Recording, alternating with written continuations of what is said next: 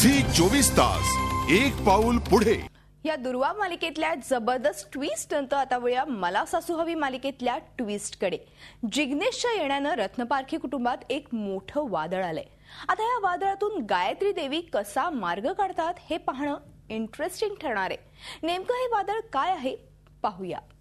हे जे तुमचा प्लॅन आहे ना ते लोड बेरिंगचा आहे। त्याच्यामुळे याच्यावर मजला की ती खोली नाही चढवता येणार। कॅशचा भाऊ असलेल्या जिग्नेशचं मोठ्या उत्साहात रत्नपारखींच्या घरी आगमन झालं होतं। मात्र आता हाच जिग्नेश रत्नपारखींच्या घरावर संकट आणतोय। एक मार्ग आहे,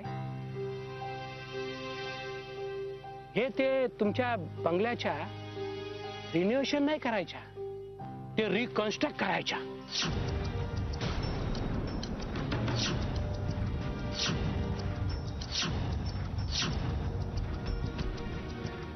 रिकन्स्ट्रक्ट करावं लागेल बाबा। अरे मी तुम्हाला जुबान देते, अरे तुम्हाला कळणार भी नाही की तुमच्या ह्या बंगला पाडून नवीन बांधलाय।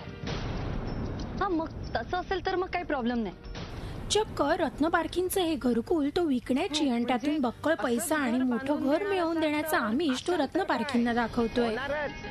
शिवनानी सेठ, हे घर आहे तसंच दिसलं पाहिजे। बिलकुल, अरे जशा आहे ना तशाच मी घर बांधून। तुम्ही नीट लक्षात घ्या, हे घर रिनोव्हेट झालं तरी असंच दिसलं पाहिजे, हो की नाही रे? हो हा, आणि पैशाचा अजिबात प्रॉब्लेम नाहीये। खरंच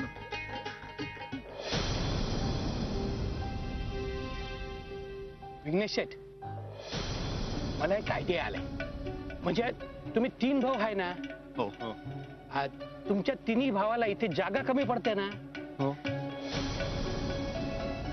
तर मी काय करते, मी या जागेवर तुमच्या प्रत्येक भावाला 3 बंगल्या एवढी जागा दिली तर।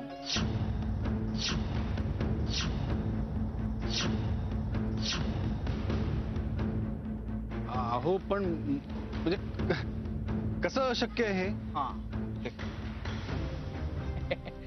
शक्य आहे म्हणून ते मी बोलते ना। आता आपण हे बंगला पाडणारच आहोत ना, तर मग जरा फायद्याचे बोलू।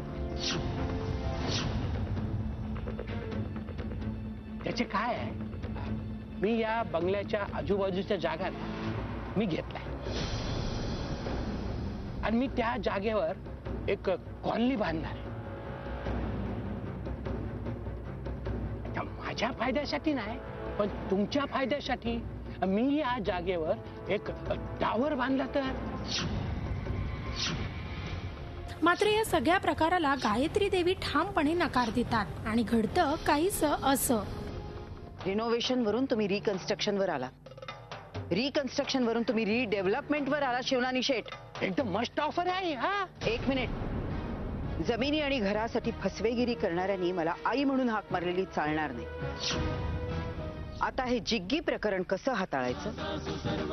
मात्र आता आपल्या जीवावर बेतणार म्हटल्याबरोबर जिग्नेश नवी चाल चालतो।